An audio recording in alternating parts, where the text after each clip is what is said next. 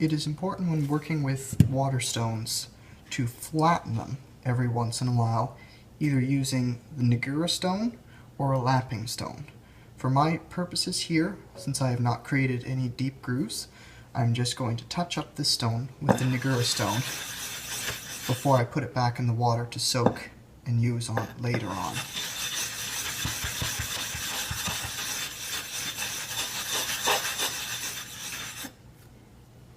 Done.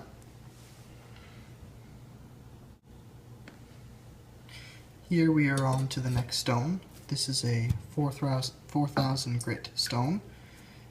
As you want to have a finer, sharper blade, you move up in the number and up in grit. This stone will put a polish on the edge and create a very fine one. Normally this is about as high as you ever want to go for most kitchen knives.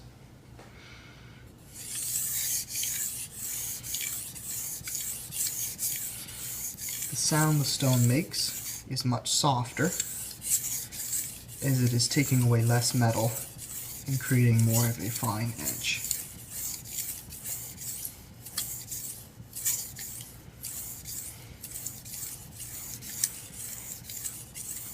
The time that is needed to spend while sharpening is about 50 to 70% of the time on the first grit stone and the rest of the time on the other grits. Because after you've created your angle, you are only getting rid of the scratches left by the coarser stone before it.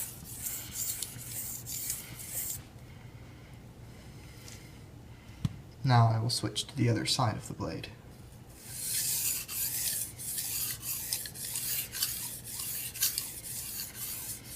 As I go, I create black residue, which is the metal from the knife being taken away by the stone.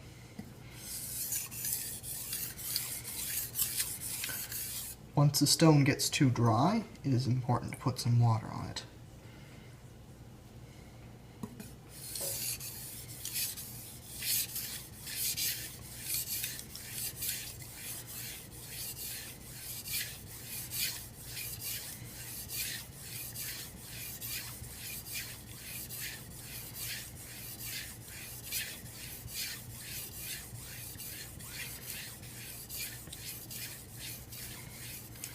After you finish both sides, it is good to use a stropping motion on the stone to just create the fine edge again so that you don't have a burr on one side.